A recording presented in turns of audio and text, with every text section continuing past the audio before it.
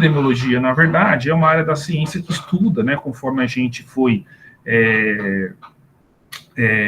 destrinchando o significado da palavra, é aquilo que se abate sobre o povo. Então, é aquilo que se abate sobre o povo. Pode ser doença, pode ser saúde, pode ser medidas de diferentes áreas, para além da saúde, como renda, moradia, número de habitantes em um domicílio, né? Então, tudo isso são medidas que fazem parte da epidemiologia. A gente viu, portanto, que a epidemiologia ela é necessária para a gente fazer uma medida da qualidade de vida da população e, a partir disso, os diferentes governos podem criar políticas públicas para melhorar a qualidade de vida dessa população. Nós vimos também, e esse é o caso do censo, né, do recenseamento, né, que no Brasil, pelo menos teoricamente, deve ser feito a cada 10 anos, né? Nós não tivemos no ano passado por conta da pandemia, e também não vamos ter nesse ano por conta de uma restrição orçamentária. O recenseamento visa justamente isso, é a gente saber como que está as condições de vida da população brasileira, né? No caso do recenseamento do Brasil, evidentemente, tá certo? Então, é desejável fazer essas medidas de tempos em tempos. E isso permite com que o governo brasileiro, por exemplo, consiga mudar rumos das suas políticas públicas, etc, etc, etc. A gente viu também, portanto, que a epidemiologia tem uma relação muito íntima com a saúde pública.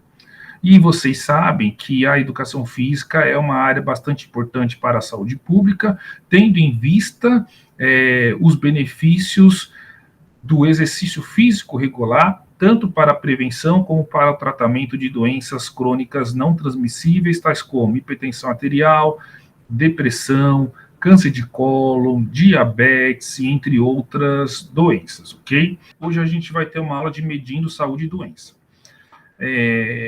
Conforme o próprio nome já sugere, né, para medir saúde e doença, na verdade, nós temos que saber, né, quantas pessoas são saudáveis e quantas pessoas têm alguma determinada doença. Basicamente é isso, né? Evidentemente que a coisa ela pode ficar progressivamente mais complexa, né? Tem um grau de profundidade maior. Isso não significa que é mais difícil, né? Mas existem alguns índices que nos ajudam a medir saúde e doença. Talvez os dois principais desses índices, né, existem mais, evidentemente, são dois termos, chamado incidência e prevalência. Incidência e prevalência são coisas diferentes, né? Apesar dos jornalistas, na época da pandemia, estarem usando esses dois termos como sinônimos, quando na verdade não são. Nós temos mais termos que também são bastante conhecidos, né, da população, como, por exemplo, taxa de mortalidade. Provavelmente, né, quase que certeza absoluta, vocês já ouviram falar desse termo, né, taxa de mortalidade. Taxa de mortalidade, por exemplo, é diferente de taxa de letalidade, né? Então, conversando com meu sogro, uns tempos atrás, né, ele vendo uma notícia, ele perguntou, olha, qual que é a diferença de taxa de mortalidade e taxa de letalidade? Não é a mesma coisa? Eu falei, não, né? Então, isso a gente vai ver tanto na aula de hoje, quanto na aula da próxima quinta-feira, ok? Veja, se a gente quer medir saúde, nós devemos conhecer a definição de saúde. Né, saúde, de acordo com a definição da Organização Mundial de Saúde, que é uma definição até bastante antiga, é um estado de completo bem-estar físico, mental e social, e não apenas a mera ausência de doença. Provavelmente, em alguma disciplina do curso de vocês já foram apresentados a essa definição. Nós sabemos que essa definição tem as suas limitações, né? Esse conceito, na verdade, é um conceito bastante criticado, mas ao mesmo tempo ele é bem aceito, né? A depender da situação, né? As pessoas elas não conseguem ter tudo isso ao mesmo tempo, né? Ou seja, um bem-estar físico, um bem-estar mental e um bem-estar social, né? Sobretudo na época que a gente está vivendo, né, de uma epidemia de transtornos psiquiátricos, né, ansiedade, depressão. Não sei se vocês sabem, né, mas o nosso país ele é campeão mundial em casos de transtornos de ansiedade. enquanto a prevalência, né, que é um termo que eu já vou definir daqui a pouco, enquanto a prevalência mundial de depressão gira em torno de 3,6% a 4% da população, no Brasil, a prevalência de transtornos de ansiedade é por volta de 9%, isso corresponde a mais ou menos 19 milhões de brasileiros, né? Então, é uma situação bastante grave no nosso país. Com relação à depressão, né, nós temos algo bastante similar, né? O que acontece é que os epidemiologistas eles se preocupam em utilizar definições mais simples, que na verdade vão levar em conta a presença ou a ausência da doença na população, né? Então, toda essa discussão, às vezes, a depender da doença, a depender da área, a depender da população de risco, ela é um pouco simplificada, o que me parece uma decisão acertada, né? Se a gente quer usar esses dados para a criação de políticas públicas. Mas como dizer se existe doença na população? Como que a gente pode fazer isso, né? Evidentemente que quando a gente investiga uma população, não é o todo da população, não é 100% dos habitantes daquela cidade, daquela região, que estarão saudáveis, ou seja, que estarão livres de uma determinada doença. Então, nós temos que estabelecer parâmetros de normalidade, e esses parâmetros, evidentemente, que eles podem mudar ao longo do tempo, né? Então, por exemplo, com relação a alguma doença, sei lá, por exemplo, as doenças infecciosas. As doenças infecciosas, no passado, né, até metade da década dos anos 1950 do século passado, eram doenças que matavam muita gente. Com o avanço do tratamento farmacológico, dos mecanismos de prevenção, a taxa de mortalidade, a prevalência e a incidência dessas doenças diminuíram muito. Essa que é a verdade, né? Então, hoje, se a gente voltasse a ter a mesma incidência e prevalência dessas doenças infecciosas do passado, provavelmente isso hoje seria considerado uma epidemia. Percebe? Porque o parâmetro de normalidade mudou, né? O parâmetro de normalidade mudou. Então, hoje, o que, por exemplo, nós consideramos normal, né? Para a gente traduzir um pouco e para simplificar essa discussão. A gente considera normal uma pessoa que tem um telefone celular, né? Então, é muito difícil hoje uma pessoa não ter um telefone celular. Ela pode não ter um acesso à internet de qualidade, coisa do tipo, mas um telefone celular é muito provável que a pessoa tenha, né? Tanto é verdade, não sei se vocês sabem, que o número de telefones celulares no Brasil é maior do que o número de brasileiros, né? Então, a gente tem uma população por volta de 210 milhões de habitantes e a gente tem mais de 400 milhões de linhas de telefones celulares funcionando, operando, né? Então, quer dizer, existem pessoas com mais de um número, né? Isso mostra que o parâmetro de normalidade mudou. No passado, né, quando o celular surgiu, em meados dos anos 1990, né, era raro uma pessoa ter telefone celular, né? Porque o aparelho ele era caro, a linha era cara, né? Então tinha que comprar a linha, né? Veja só. Hoje não, você vai num shopping, você compra um chip por R$ 5, é muito barato, né? Então, quer dizer, isso mostra que o mundo muda, né? Que o parâmetro de normalidade muda. Isso é uma coisa que a gente precisa dizer. A segunda coisa é o seguinte: para eu dizer se uma pessoa tem doença ou não tem doença, eu preciso estabelecer um critério diagnóstico, né? Tem que ter, precisa existir um critério diagnóstico, né? E a partir desse critério diagnóstico para uma determinada doença, o profissional da saúde, sobretudo o médico, vai conseguir diagnosticar a pessoa como tendo uma determinada doença. Então, esses critérios eles são baseados nos sintomas, sinais, na história clínica e no resultado de teste, dos exames complementares. Vamos definir cada uma dessas quatro palavras, dessas expressões. O que é sintoma? Sintoma é o que o paciente relata. Isso é sintoma. Sintoma é o que o paciente relata. Então, você chega no consultório médico se queixando: olha, eu estou com febre, estou com dor de cabeça, estou com dor no corpo. Isso é sintoma. O que é sinal? Sinal é o que é detectado pelo profissional da saúde ou é resultado de um exame complementar. Então, por exemplo, se a pessoa chega assim no consultório do médico, olha, doutor, eu estou com fraqueza, eu estou com excesso de sono, eu estou com letargia, tudo isso é sintoma. Aí o médico pede um exame de sangue e vê que você está com anemia. Né? Então, o sinal da anemia é a diminuição do número de células vermelhas do eritrócitos. Isso foi detectado pelo médico por meio de um exame complementar. Né? Por exemplo, qual que é a definição de síndrome? Síndrome é um conjunto de sinais e sintomas. Trazendo para a educação física, vocês já ouviram falar provavelmente a síndrome do overtraining. Né? O que é a síndrome do overtraining? O atleta se queixa de cansaço e de queda no desempenho. Quais são os sinais?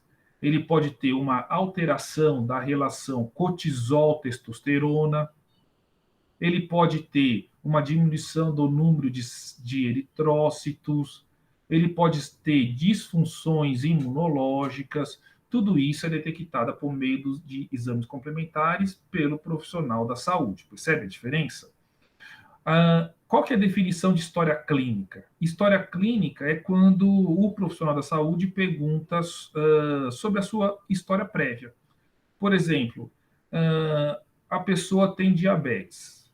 Existe alguém na família com diabetes?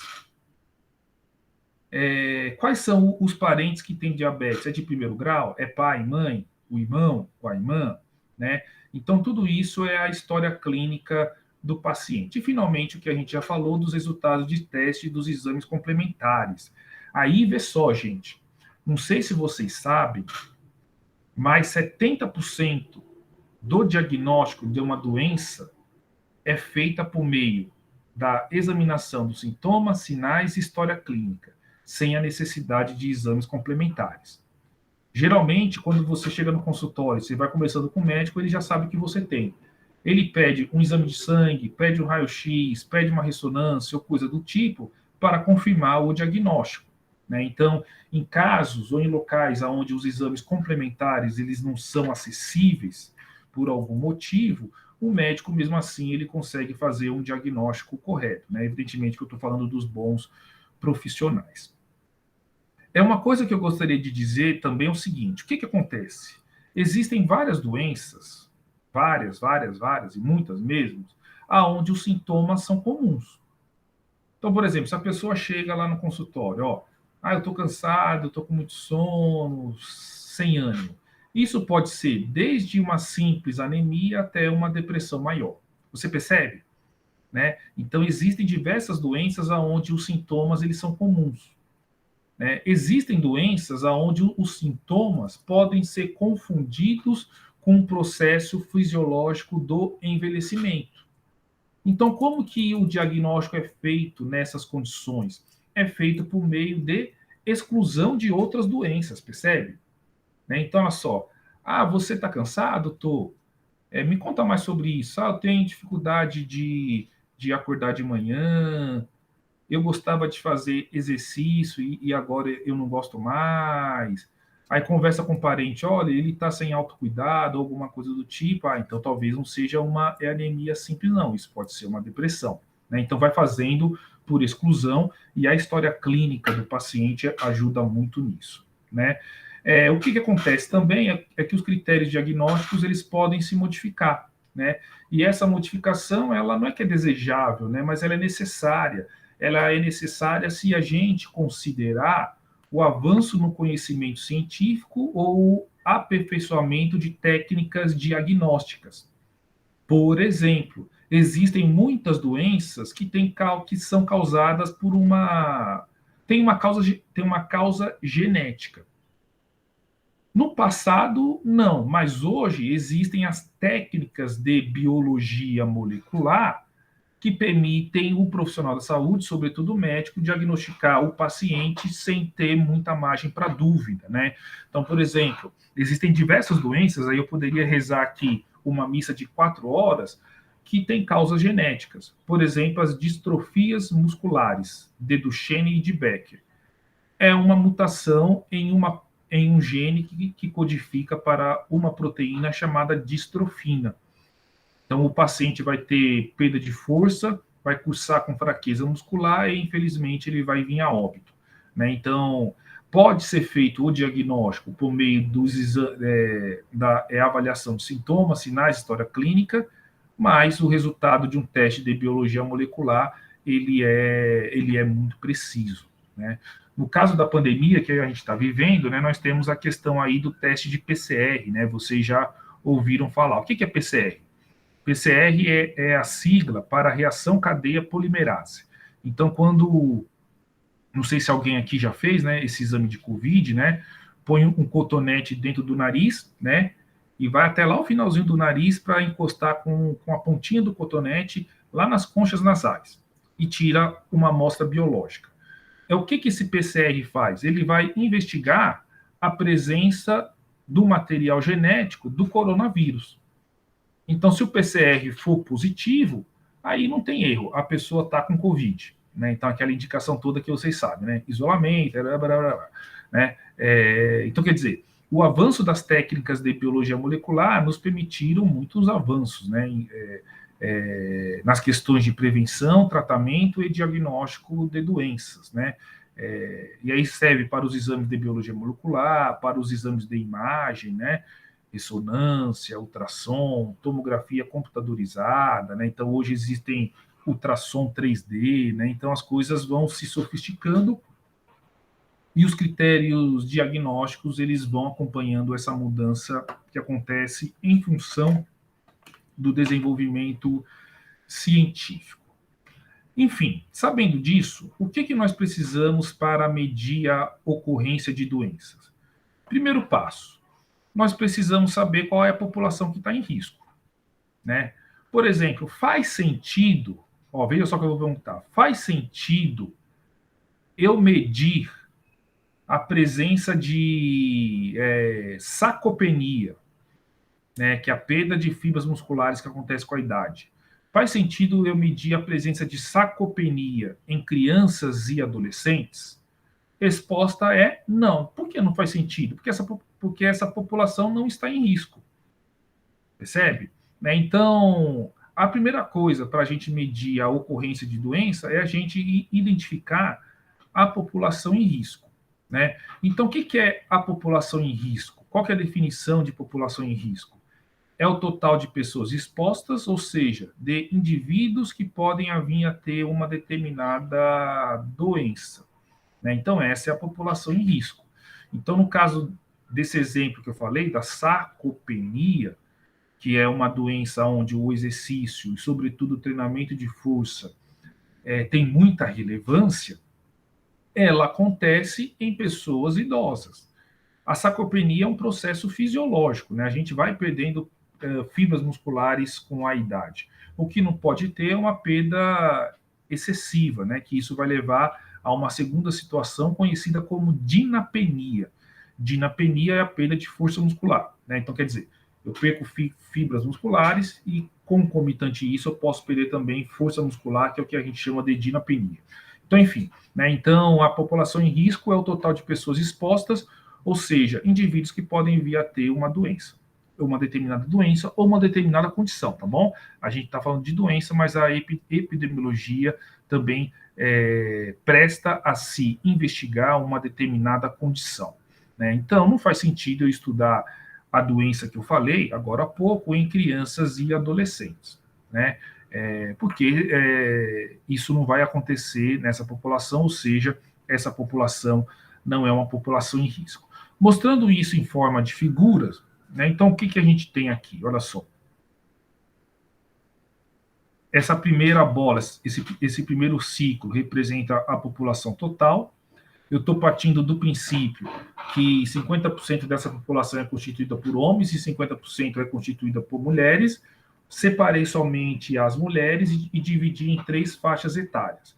De 0 a 24 anos, de 25 a 69 anos, de 70 ou mais anos. Né? E aí, por algum motivo, eu vejo que a minha população de risco para determinada condição são as mulheres de 25 a 69 anos, de 25 a 69 anos. Então, isso aqui é uma população em risco para uma determinada doença ou para uma determinada condição, percebe? Então, o primeiro passo é a gente detectar a população em risco, né?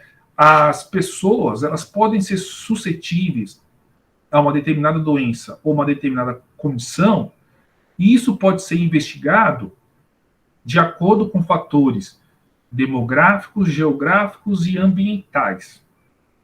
Eu não sei se eu falei para vocês, né, mas o que acontece, né, dando um exemplo claro e patente.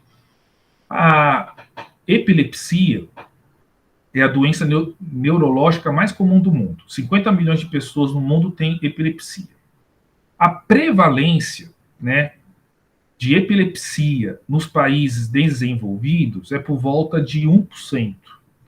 A prevalência de epilepsia nos países em desenvolvimento feito no Brasil é o dobro, por volta de 2%, alguns países da África chegam a ter 3% a 4%. Né?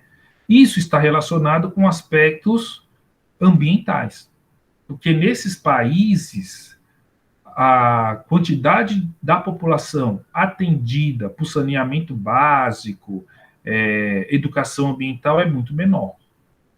E várias são as causas de epilepsia relacionadas, por exemplo, com o desenvolvimento de um ciste seco no cérebro, no sistema nervoso central.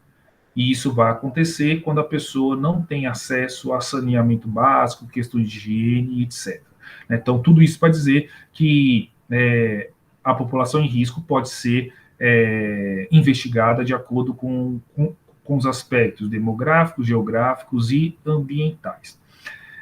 Por exemplo, vocês já viram esses dados, né, ou esse tipo de notícia, desculpa, mais de uma dezena de vezes, né? Por exemplo, que a chance de um negro de 20 a 30 anos ser morto pela polícia é muito maior em comparação com um jovem da mesma idade mais branco. Eu estava vendo o telejornal ontem, aí saiu uma notícia interessante, né? Que a taxa de mortalidade em negros pelo Covid é muito maior comparado com branco. E mesmo quando se relativiza pelas condições socioeconômicas. Né? Então, quer dizer, tudo isso, né, é uma investigação de uma população para o maior risco para uma determinada condição. O que a gente deve também saber definir, ou saber diferenciar, é que risco é diferente de fator de risco. Risco é um conceito matemático que vem da probabilidade, né? Então, olha só, qual que é a probabilidade de ocorrência de uma determinada doença? Qual que é o risco? Né? Isso é risco, né? É uma probabilidade. Então, o risco ou a probabilidade é de X%. Isso é o que a gente chama de risco. Fator de risco é um atributo, né, que um grupo da população apresenta. Então, por exemplo, sedentarismo é um fator de risco. Má alimentação é um fator de risco para algumas doenças crônicas não transmissíveis relacionadas à inatividade física. Que mais? Obesidade é um fator de risco para doenças cardiovasculares. Bom, enfim, né? Então tudo isso é que a gente chama de fator de risco. É um atributo que uma população ou uma pessoa apresenta e tem correlação ou uma associação com a probabilidade, com uma maior probabilidade da doença, de uma determinada doença existir ou surgir. Né? Então, risco é um conceito matemático e fator de risco é outro. Então, veja só.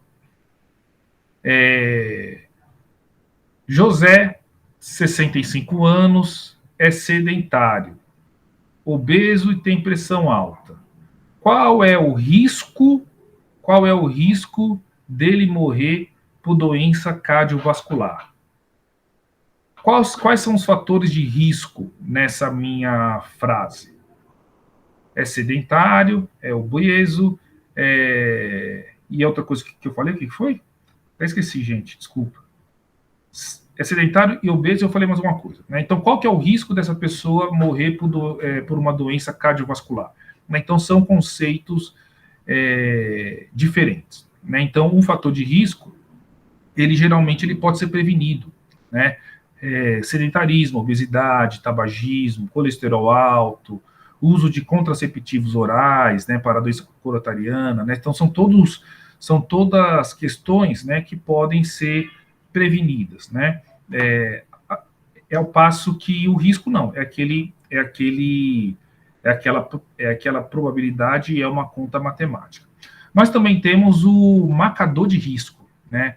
O marcador de risco são atributos inevitáveis, né, que são já dados, né, que as pessoas chamam de fator de risco não modificável, às vezes, né?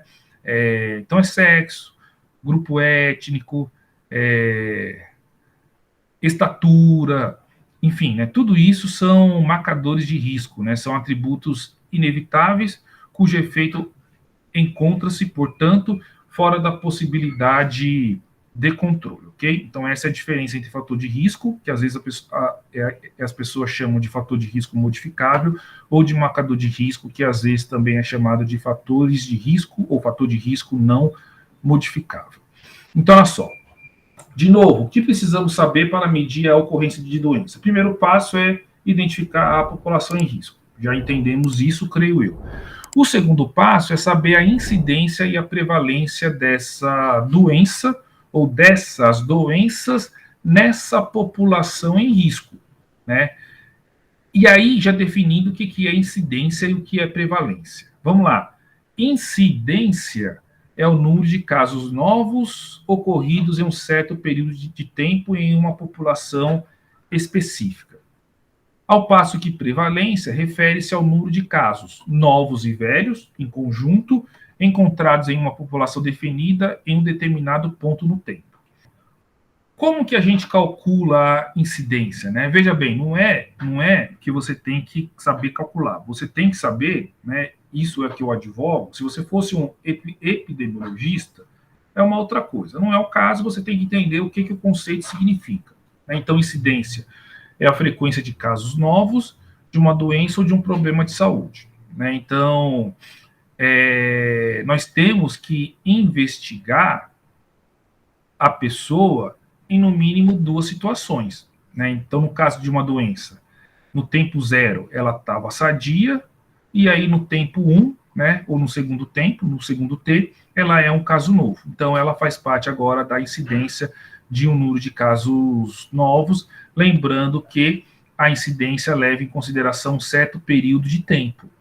No caso da notícia do Jornal Nacional, da pandemia, etc., esse período de tempo é 24 horas.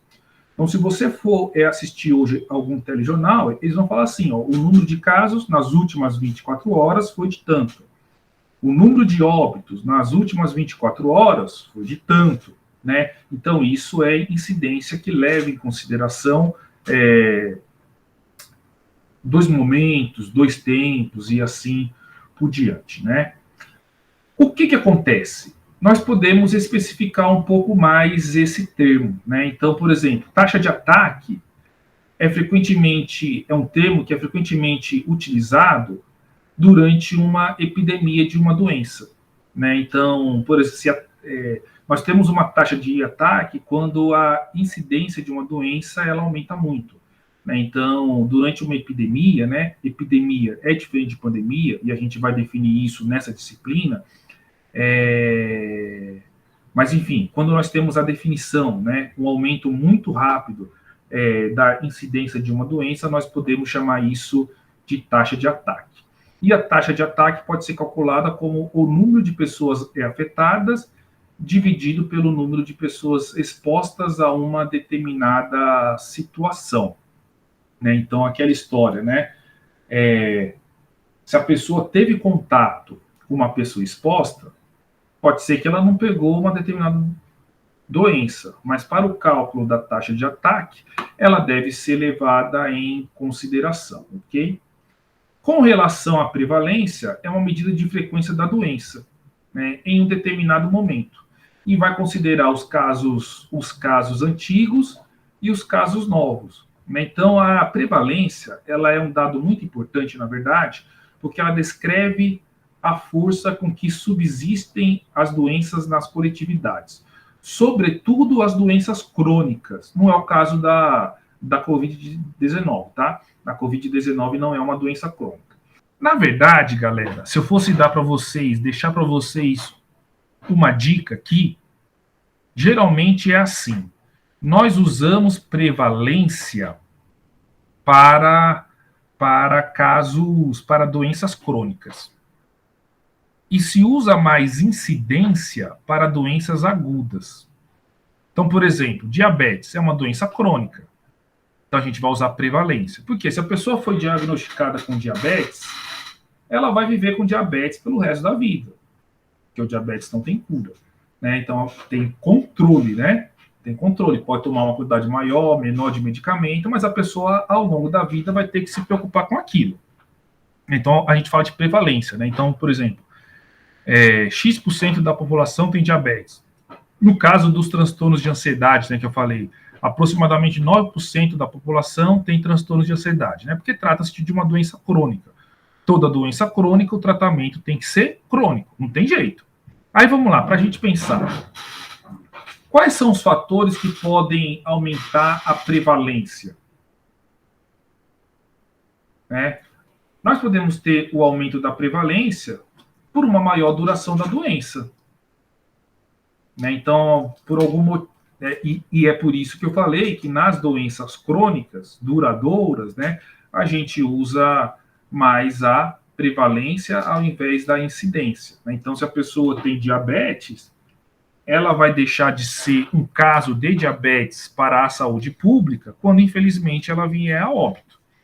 Tá certo?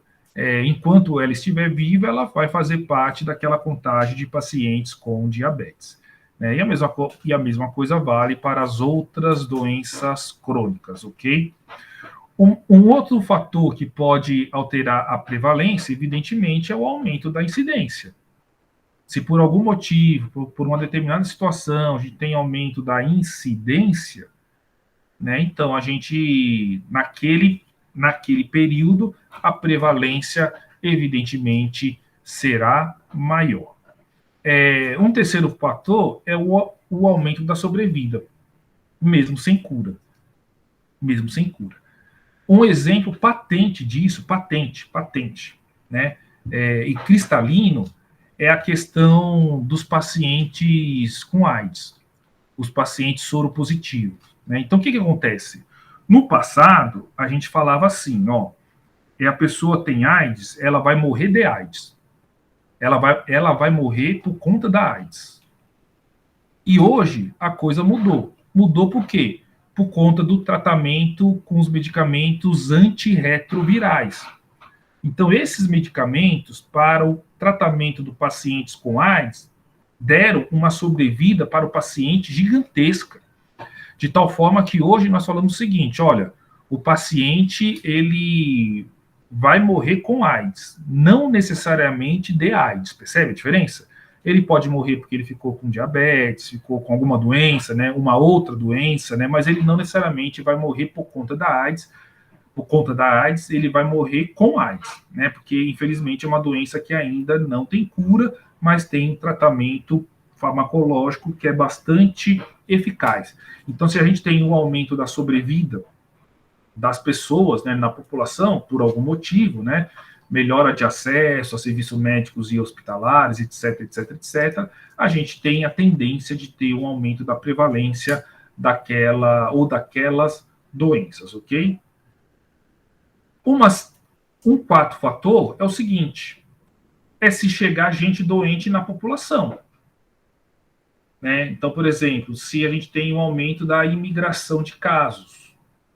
Né? E a mesma forma, se a gente tem a saída daquela região de pessoas sadias. Olha, se prevalência é número de doentes pelo todo em 2 momentos, se sai pessoas sadias, eu tenho o aumento percentual das pessoas doentes na população, percebe? Então, ou seja, se a gente tem a entrada de casos de pessoas doentes e a saída de pessoas sadias, ou a saída de pessoas sadias, ou as duas coisas, a prevalência também vai aumentar.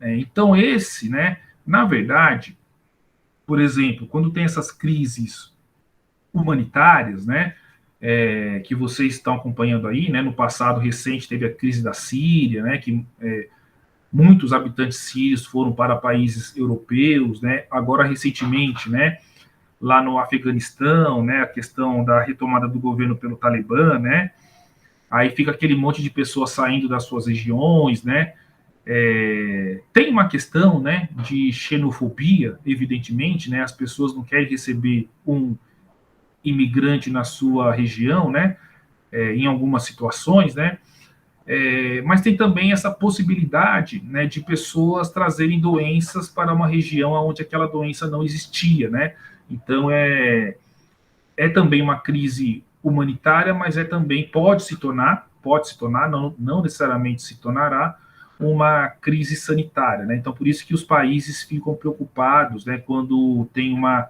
imigração muito alta, né? No caso do Brasil, a questão dos venezuelanos, né, lá em Roraima, tal, né? Então, são coisas que não é que a gente quer negar, né, estadia para essas pessoas, não é isso, né? Mas tem que levar também em consideração essas questões sanitárias, tá bom? Então, olha só, maior duração da doença, aumento da sobrevida mesmo sem cura, imigração de casos ou saída de pessoas, e a segunda, melhora de recursos diagnósticos. Isso é uma coisa bacana também. É bacana entre aspas, né? Porque o que acontece? Para algumas doenças, existe uma subnotificação. O que é uma subnotificação? A pessoa faz parte da população, ela é doente, mas ela não sabe que ela é doente, né? Então, isso cria uma subnotificação. À medida que a melhoria dos recursos diagnósticos, ou seja, melhora da tecnologia ou melhora de acesso acontece, essa pessoa ela passa a ser diagnosticada com uma determinada doença. Percebe? Né? Um caso claro, patente, etc., é essa questão do Outubro Rosa, né? Que vai começar daqui a uma semana. Né? O Outubro Rosa é uma coisa boa. Né? Detecção do câncer de mama, uma conscientização, né, das mulheres, etc., né? Então, os serviços públicos, né, o SUS, faz um movimento, né, para levar a mamografia para um grande número de mulheres. Né? Isso é uma coisa evidentemente desejável e é louvável. Né? E, de fato, muitas mulheres elas são diagnosticadas nesse tipo de campanha. Né? A mesma coisa vale quando tem, por exemplo, aqui no HC da UFG, mutirão do diabético, né, mutirão da catarata, né? Então, muitas pessoas são diagnosticadas e tratadas por meio desse tipo de serviço, né, de programa e etc. Né? A crítica que a gente faz para a questão do Outubro Rosa, quando eu falo a gente, sou eu, tá? É o seguinte, para mim, o ano todo deveria ser rosa. Que a mulher, sobretudo aquela mulher sem plano de saúde, sem condição, etc., ela deveria ter acesso a uma mamografia durante os 12 meses do ano. Essa que é a verdade. Sabendo, inclusive, que o diagnóstico precoce salva a vida. Né? Então, tempo faz muita diferença para o tratamento e, consequentemente, cura dessa mulher. Então, eu faço uma crítica, por exemplo, tudo bem, Outubro Rosa. Todo mundo vai usar lencinho rosa, vai usar lacinho rosa, os prédios públicos são iluminados de rosa, mas aí, de fato, será que aquela mulher pobre, né, com uma condição socioeconômica mais desfavorável, será que de fato ela vai ter acesso a um exame de mamografia? Então, é isso que a gente tem que pensar. E, finalmente, nós temos a melhoria do sistema da informação. Então, por exemplo, o que eu quero dizer com sistema de informação? É o sistema de informação público, né? De registro de uma determinada doença. Então, por exemplo, existem algumas doenças que são de notificação obrigatória, como é, por exemplo, o caso da AIDS. Então, mesmo no serviço particular, se o médico diagnostica um paciente com AIDS, esse paciente, esse médico deve notificar o sistema público de saúde, né? O sistema de informação permite com que o governo ou os governos saibam o que está acontecendo com a população, né? Isso é epidemiologia. No caso do Covid, né? A Covid-19 é uma doença de notificação obrigatória, né? Então, mesmo no serviço particular, se um paciente for diagnosticado com Covid, essa informação deve chegar até a Secretaria Estadual de Saúde, que depois vai enviar essas informações para o governo federal, e são os dados que são disponíveis, né, aí para a gente, que sai nas mídias, etc, etc, etc. Então, esses são os fatores que podem aumentar a prevalência, né, de uma determinada doença na população. Se a gente falou dos fatores que aumentam, é justo a gente falar dos fatores que diminuem. Quais são esses fatores? Menor duração da doença, né? Então, por algum motivo, essa doença ela é encurtada. Diminuição da incidência, né? Se a incidência diminui, mas a doença é de longa duração, em algum momento no tempo, a prevalência vai diminuir. Por quê? Porque as pessoas, infelizmente, elas vão falecer, elas vão vir a óbito, né? Não necessariamente pela doença, mas faz parte do ciclo da vida, percebe? Maior letalidade. Então, por exemplo, existem doenças que têm uma maior letalidade, elas são mais letais, né? Então, por exemplo, né, com relação aí ao coronavírus novamente, né? Eu dou muito exemplo do coronavírus, que é bem atual, né? Qual que é o medo dessas novas variantes? É dessa nova variante ser mais letal.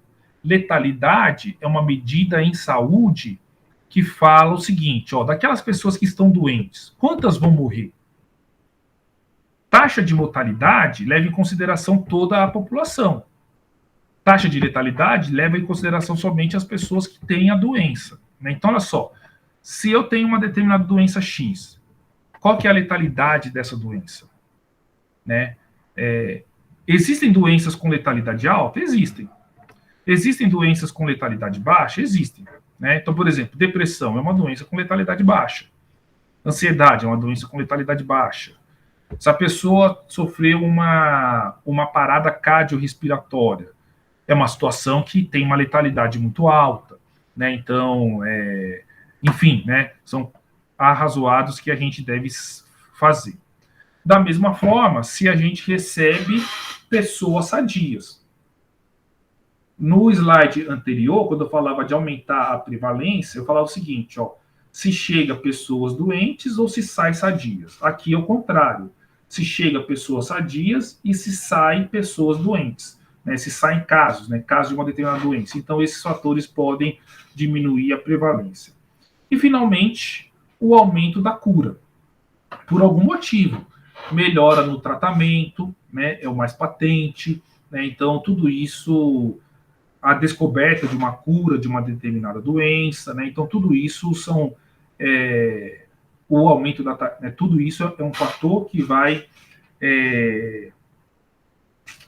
influenciar positivamente no aumento da taxa de cura e, consequentemente, na diminuição da prevalência.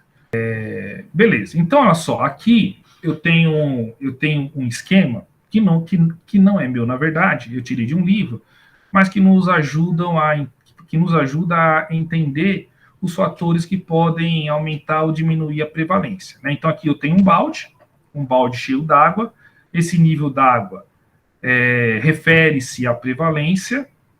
Aqui em cima eu tenho duas torneirinhas.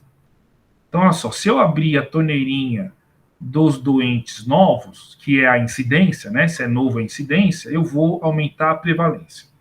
Se eu abrir a torneirinha dos doentes que chegam naquela região, né, dos imigrantes, eu vou também aumentar a prevalência.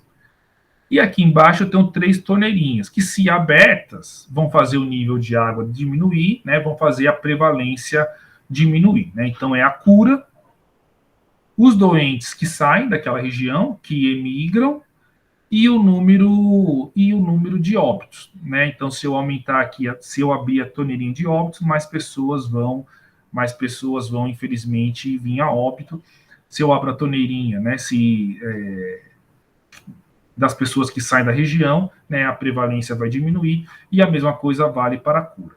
Então, se você guardar isso, galera, vocês já estão na frente de 99% dos professores de educação física. São os fatores que vão influenciar na prevalência, né? Doentes que chegam numa região, doentes novos, número de óbitos, doentes que saem daquela região, né? Ou também se sai, né? Evidentemente, pessoas sadias, e a quantidade de pessoas que foram curadas. Baseado nisso, a gente consegue ter um panorama de saúde e doença na população. Esses dados, ao menos, eles deveriam ser monitorados pelos, eu vou falar no plural, pelos ministérios da saúde dos diferentes países. Por quê? Porque isso permite os diferentes países traçarem estratégias de prevenção e tratamento daquela condição, né? Então, o Ministério da Saúde, né, é que acabou esse programa, né? Tinha um programa chamado Hiperdia. O que é o Hiperdia? Era um programa do SUS que tratava pacientes com hipertensão e ou diabetes, né? Um negócio bem bacana, né? O Brasil é referência no tratamento da AIDS, né? Então, paciente com AIDS, ele consegue retirar os medicamentos antirretrovirais de maneira gratuita. Existe no Brasil também o programa, aí vocês conhecem, provavelmente, chamado Farmácia Popular. Então, o paciente com colesterol alto, com diabetes, hipertensão, ele consegue pegar o seu medicamento de graça, né? Algumas farmácias cobram uma taxinha simbólica, né? 50 centavos, tal, né? Mas são programas bastante louváveis do governo federal, certo? Assim, trata-se de uma política de Estado, né? Não é um programa desse governo federal em si, né? É um programa já antigo, é uma política de Estado, não é uma política de governo. Vamos lá, pergunta. Uma doença pode ter uma alta prevalência, mas uma baixa incidência? A gente até já discutiu mais ou menos isso, né? Mas a resposta é sim. Né? Por exemplo, se em algum momento, se essa doença for crônica, em algum momento da história a incidência dessa doença for muito alta, de repente essa incidência diminui.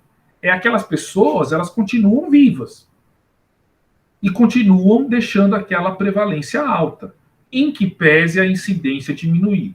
No longo prazo, essas pessoas elas vão morrendo, elas vão falecendo, né? E aí a prevalência ela vai diminuindo, tá bom? Ok? Uma outra coisa que eu queria falar é o seguinte.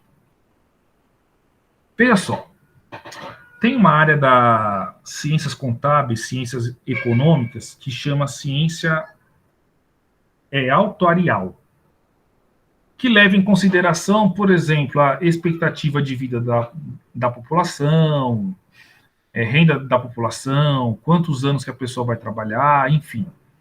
É por conta dessa ciência autuarial que os governos, não só o brasileiro, né, mas todos, propõem idade mínima de aposentadoria, né? Então, é o seguinte, ó, quantas pessoas, qual que é a expectativa de vida da população? X. Se essas pessoas, 74 anos, no caso do Brasil, se essas pessoas aposentarem com 50 anos, eu vou ter que ficar pagando para elas aposentadoria durante 24 anos.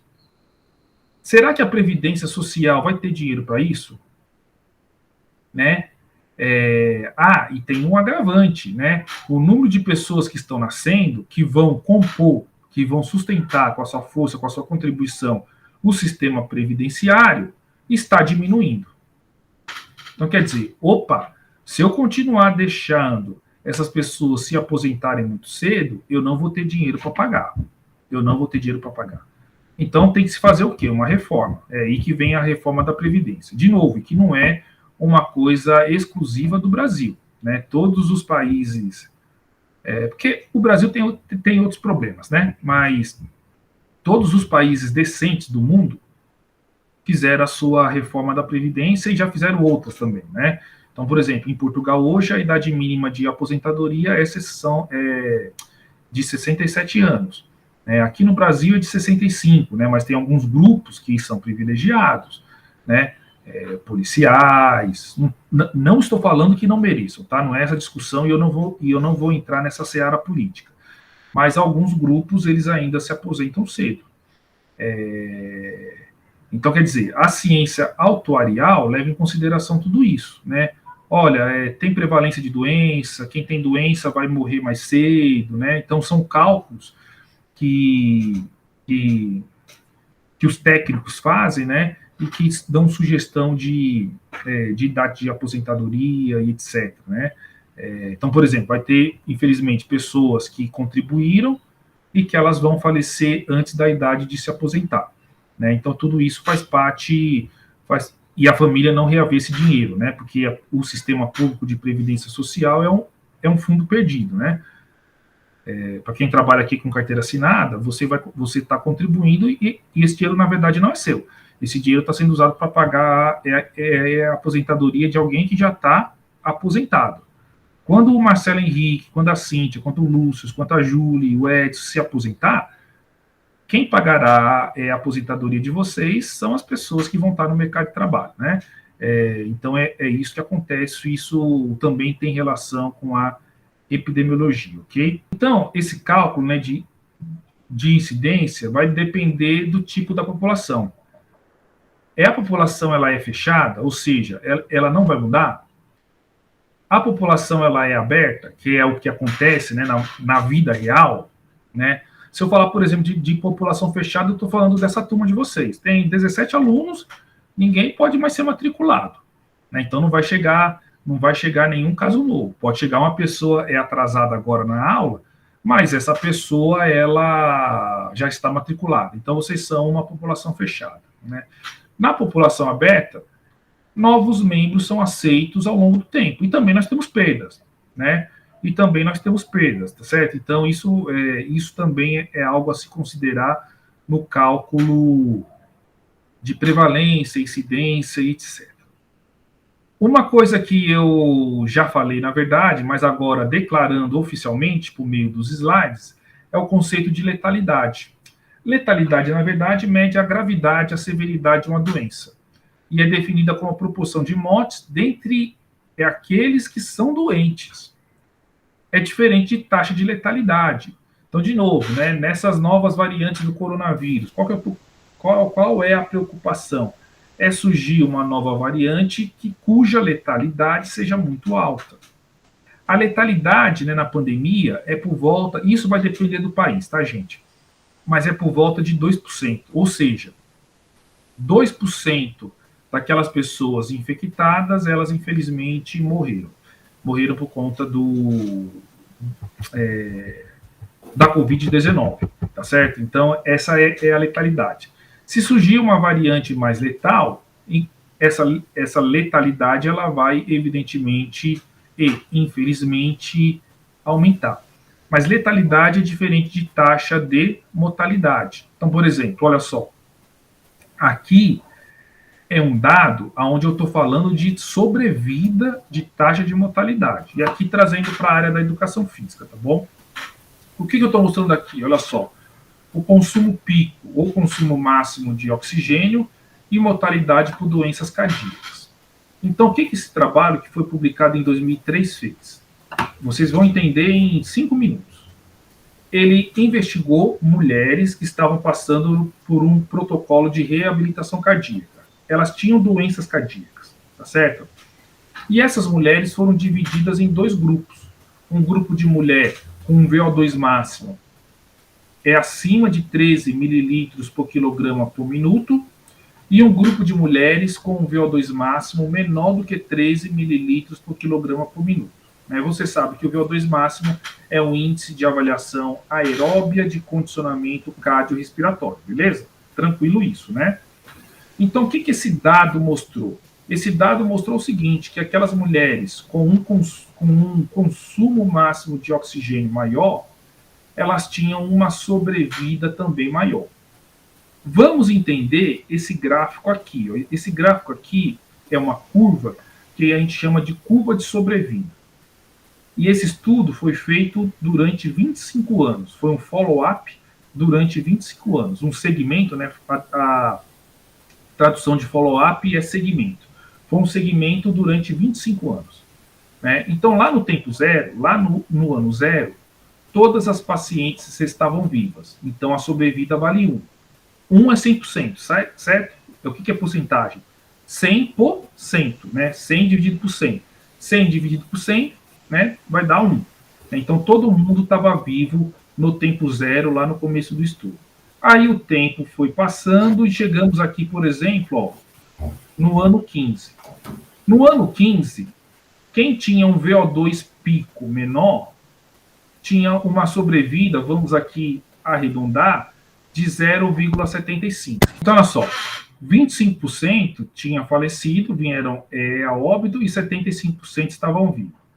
No mesmo 15º ano, para o grupo com maior condicionamento cardiorrespiratório, veja só, a taxa de sobrevida era por volta de 0,9. 0,8 alguma coisa, 0,9. Vamos assumir 0,9. Ou seja, 90% das pacientes com maior condicionamento cardiorrespiratório estavam vivas. E somente 10% tinham morrido. E aí, vocês sabem muito bem que o único tratamento, a única maneira para aumentar o condicionamento cardiorrespiratório, qual que é? O exercício físico, o treinamento.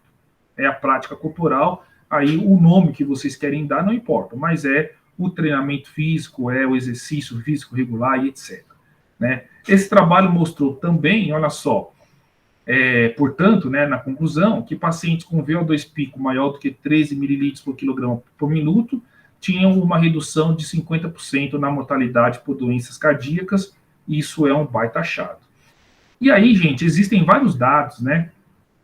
Vários dados que mostram essa questão de taxa de mortalidade, né? Aqui é um dado que mostra mortalidade em pacientes com e sem depressão após um ataque cardíaco, né? Mostrando que aqueles pacientes que tiveram um ataque cardíaco, mas que tinham depressão, eles tinham uma taxa de mortalidade maior do que aqueles pacientes que não tinham depressão, né? Então, quer dizer, quem tem depressão é uma população em risco,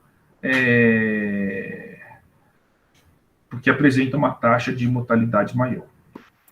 Então, a taxa de mortalidade que a gente, né, que vocês escutam na TV, vocês leem nos livros e nos artigos, né, leva em consideração toda a população, não somente aquela população com a doença, como é o caso da taxa de letalidade.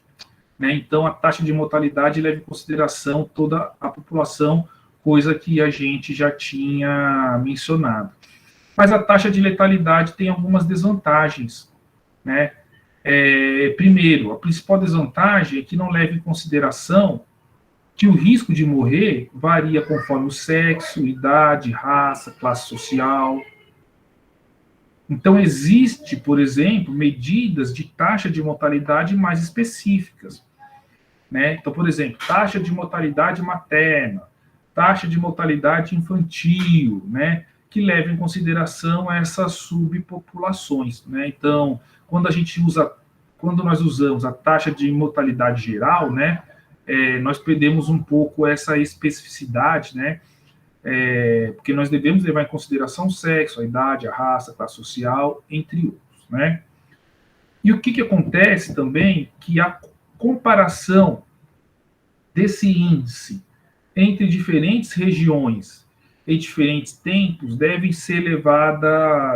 ser consideradas com cautela, porque cada população, em um determinado tempo e em uma determinada região, possuem particularidades.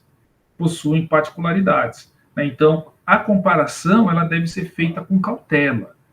Conforme eu falei, nós temos taxas de mortalidade mais específicas, né?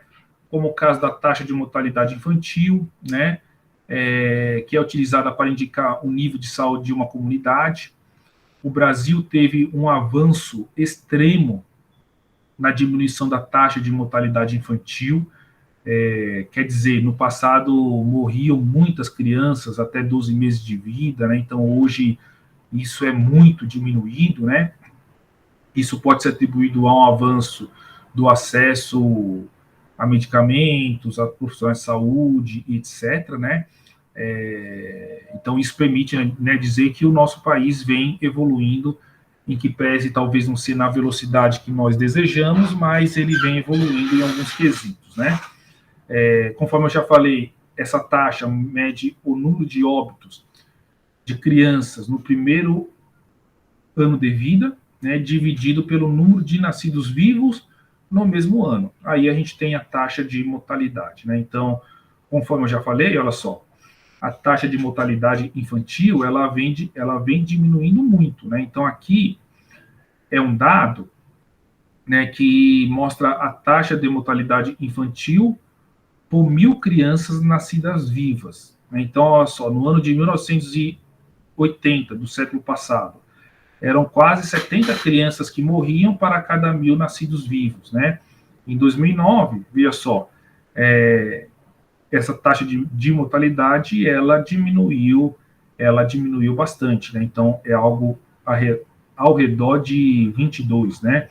Provavelmente tem algum dado mais recente, mas espera-se que essa taxa de mortalidade venha diminuindo, ok?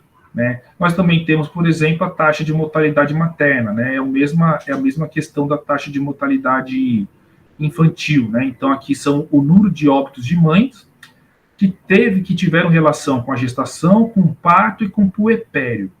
O que é o puerpério? É o período pós-parto, tá? Então tem na gestação, tem durante o parto, né? Tem o antes, tem o parto e tem o pós-parto, né? Que a gente chama de, que na medicina é tratado como puerpério. Né? E divide isso pelo total de nascidos vivos durante o mesmo ano. Né? Então isso é a taxa de mortalidade materna, né? Que felizmente também no Brasil veio diminuindo ao longo dos anos, e isso é um avanço importante do nosso país, ok? E aí nós temos também a taxa de mortalidade entre adultos, né? Então, quer dizer, na verdade, eu posso criar taxa de mortalidade para qualquer coisa. Posso criar taxa de mortalidade entre negros, entre índios, entre mulheres, entre brancos, né? E por aí vai, né? A depender do estudo e do que eu quero avaliar, eu posso criar taxa de mortalidade para diferentes situações, tá bom? Eu acho que ficou claro isso.